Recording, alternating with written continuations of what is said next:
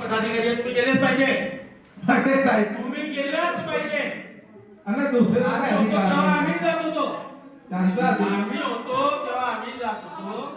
आणि राहिलं तुम्ही जे पाणी पुरवठा करताय तर तो मी हे बोललो की तुम्ही उपकार करत नाही, ते तुमचं कर्तव्य आहे. आणि हा पाणी पुरवठा जो सुरळीत या गावामध्ये आज तरी आहे, एवढा आकार तांडव करण्याची गरज नव्हती. तुम्ही तोंडातून जरी बोलले तर आम्हाला समजत होतं.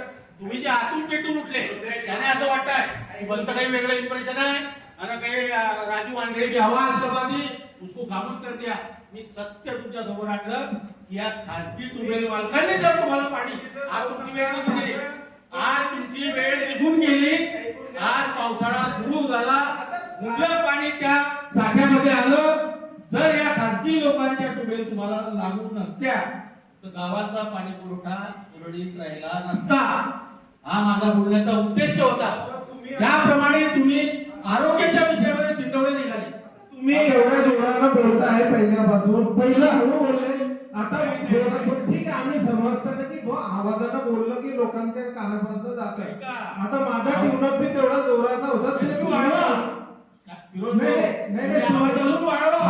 नाही चुकीचं जाताय तुम्ही.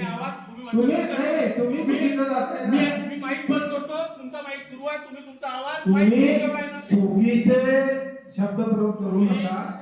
तुम्ही एवढा एक तासानंतर, एक तासापासून तुम्ही बोलताय, आम्ही शब्द ऐकून घेतले ना तुमच्या चांगल्या गोष्टी. तुम्ही विषय तुमच्याशी संबंधित नाही, विषय प्रशासनाशी आणि अध्यक्षांशी.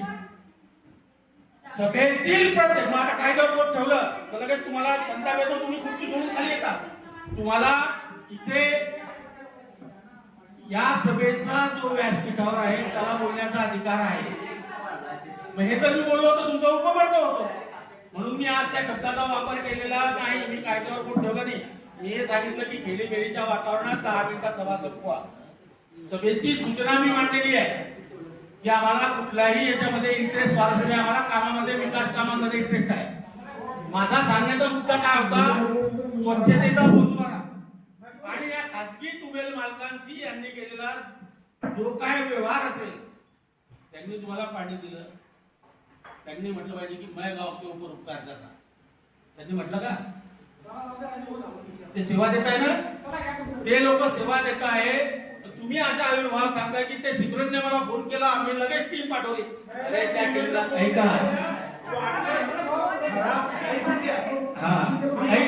ऐका मी सांगतो, तुमचं बोलणं होऊन गेलं त्या बाबतीत. यापुढे सिमरनने जो तुम्हाला व्हॉट्सअप टाकला असेल,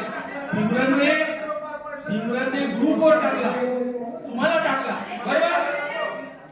त्यापूर्वी मी जळगावला होतो, मी अविनाश पाटलांशी बोललो आणि यांनी मला व्हिडिओ कॉल केला. तोपर्यंत तुमच्या सूचना नव्हत्या. अविनाश पाटील, तुझे वडील हयात आहे, तुझा एकमेव मुलगा आहे, त्याची शपथ घेऊन सांग तू यांच्या निर्देशावर गेला का सामान्य लोकांच्या आमच्या निर्देशावर गेला. आणि तू नाही गेला असला तर तू गुन्हेगार आहे. तुला ज्याने काम सांगितलं त्याच्या काम तुला ऐकणं बंधनकारक आहे हे सांगतील तेव्हा तुम्ही जाणार आहे का. यांनी उद्याच्या दिवशी नाही सांगावं की स्वामीनारायण नगरची तक्रार काढू नको. साला मी नगरपालिकेचा राजीनामा देऊन टाकेल. तुम्हाला घरी बसवण्याच्या मिनिटात, म्हणजे 15 मिनिटात तुला घरी बसवून टाकेल मी. 15 मिनिटाचे 16 मिनिटं होणार नाही.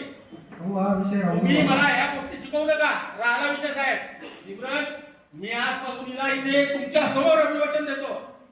तुझी समस्या काही असली तू इथल्या कुठल्या टायच्या लोकांना सांगायची गरज नाही. तुला मागलं बापाचा लावलंय मोठा आहे, फक्त राजेश वानखेडे सांग हे कसे कामं करत नाही ते मी पाहतो. राहिला विषय दुसरा, त्या वार्डात 2 नगरसेवक आहे.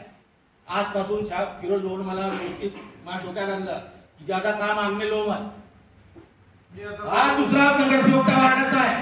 कुठल्याही नागरिकाची तक्रार आली, आज मी व्हॉट्सअपवर पोस्ट टाकून प्रत्येक घरोघरी पॉम्पलेट वाटेल. याचा नंबर, जसे मतं मागताना याने चिठ्ठ्या बनवून टाकल्या होत्या, हा नंबर आहे. विशाल सोनवणे हे सुद्धा या वार्डाचे नगरसेवक आहे.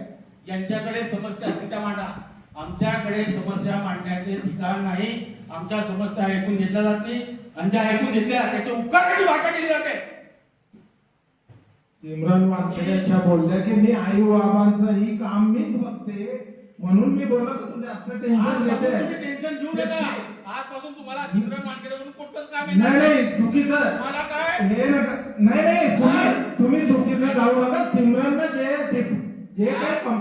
गेल्या मी लगेच त्यांना सांगितलं आणि आरोग्याचे जे तुमच्या सांगण्याच्या आधी काय म्हणताय तुम्ही तुमच्या सांगण्याच्या आधी तू माझ्या सांगण्यावर गेला होता का यांच्या सांगण्यावर क्लिअर कर तिथे माहिती कोण आहे हो हा विषय नाही का सर मला असं वाटतं पुढे जाऊ नाही हा आत्मसन्मानाचा विषय आहे म्हणजे आम्ही सांगू तेव्हा काम होतील आत्मसन्मान कडे आहे की नाही तुम्ही सांगाल म्हणजे तुमची घरची प्रॉपर्टी मालमत्ता आहे का ती तो सांगेल सांग कोणी सांगितलं होतं तुला हे तुमचा व्हॉट्सअप दाखव